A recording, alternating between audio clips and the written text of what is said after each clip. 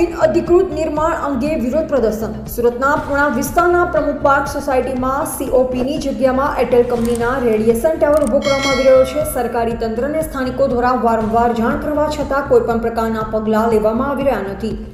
આજુબાજુ સોસાયટીના રહીશોએ સરકારી તંત્રમાં અનેક પ્રકારની કમાઈ તો કરેલ છે, પરંતુ તંત્ર જાણે કે ઘોર નિંદ્રમાં હોય તેમ લાગી રહ્યું છે.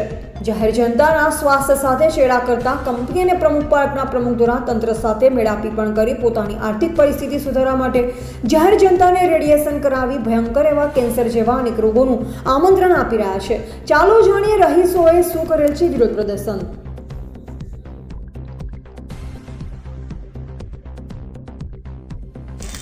પ્રમુખ પાર્કની વાડી સિલ્વર શોપ શું સમસ્યા છે તમારે? હવે પ્રમુખ પાર્કની વાડી સિલ્વર શોપમાં એ લોકો ટાવર ઊભો કરે છે અને રેસિડેન્ટની બિલકુલ નજીક આજુબાજુમાં બધે રેસિડેન્ટ છે અને આ બિલ્ડિંગથી 5 જણાએ નક્કી કર્યું છે કે અમે ટાવર ઊભો કરી નાખીએ. એના સભ્યો ખુદ એમ કહે છે કે 4-5 જણાએ નક્કી કર્યું છે. આના નિરાકરણ માટે તમે કશે અરજી કરી હોય? અમે SMCમાં લેખિત આપી છે. SMCની એપ્લિકેશનમાં કેટલી પણ અરજી આપી છે. તો એનું કંઈ નિરાકરણ એનું એ લોકોએ નોટિસ ઇસ્યુ કરી છે પણ એક્શન નથી લીધું. કયા સાહેબ જોડે તમે અરજી આપી હતી? પરમાર સાહેબ. તો એમના દ્વારા શું કહેવામાં આવ્યું? પરમાર સાહેબ ફોન રિસીવ નથી કરતા. અને ત્યાં અત્યારે જે ટાવર જે ઊભો કરે છે એના જે કંપનીના જે માણસો આવે છે એમના જોડે તે તમારી વાતચીત થઈ છે? પીપળો અને પીપળો એની પણ એપ્લિકેશન આપેલી છે. 2 વૃક્ષોનું નિકંદન કાઢીને ટાવર ઊભો કરે છે.